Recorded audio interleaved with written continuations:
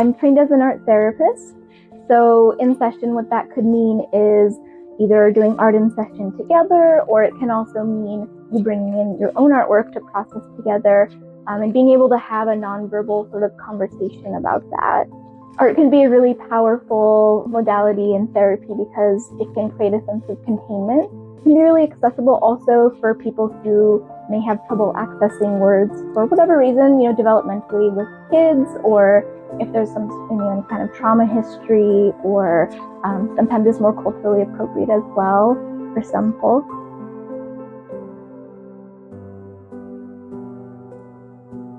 Something that is really important in my work with people is being able to adapt depending on what the person in front of me needs. So that can be trying different tools, different modalities. We don't always know what's going to work for the person in front of us. And so therapy for me is this kind of collaborative conversation, ongoing discussion about what's working, what's not working, and being able to kind of shift and essentially find the right fit for what's going on with you right now. There's some experimentation going on. There's some vulnerability that comes along with that, but that's something that's really important to me, to be able to change depending on how the person is evolving in front of me. I also really like to learn about the brain science, neuroscience side of things, and I have a certificate in trauma therapy, so I think about our automatic responses to things and use that as a way to validate what the client is going through.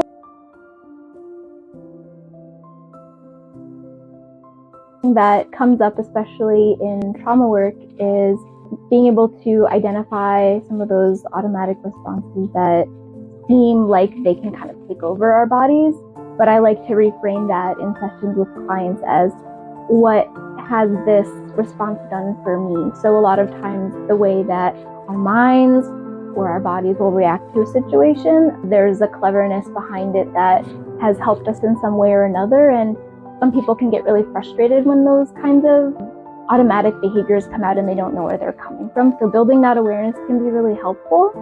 And it can also help us honor ourselves and have a higher respect for all of that wisdom that our bodies hold. I also use a lot of polyvagal work. So that's understanding our nervous system, the different states of our nervous system, to help people get the tools and the understanding that they need to be able to move their bodies in a way that's the most helpful for them.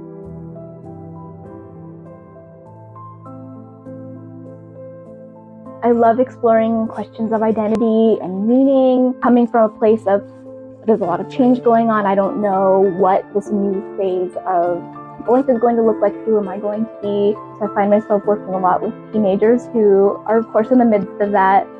I enjoy working with people who are looking to deepen their relationships with other people. And I also enjoy helping people get the skills that they need to be able to navigate their life in a way that feels more genuine and more comfortable and is more true to them.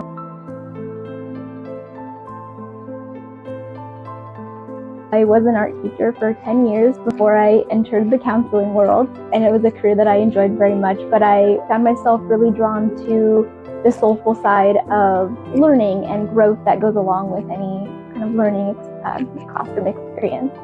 And what that meant for me was, getting really excited about new things that people would learn about themselves, seeing them be able to grow that confidence that I started without knowing how to do this thing, and now I do, and now I feel like I can do more things in my life too. And so that sense of soulfulness is really precious to me. And one thing that I really love about being a counselor is being able to sit with a person. It's quite an honor when people often come to counseling at the most vulnerable times, and you get to see a depth and a side of people that you don't usually get to see outside of the counseling room generally. And so it can feel really, really special, and also it's just a wonderful way for me to feel like I'm connecting to a greater piece of humanity. So we're all human. We're obviously, maybe a counselor and client, but we're all people, and we're all responding to the world different ways and understanding one another certain ways, and being able to connect on that common humanity is something that's really important to me as well.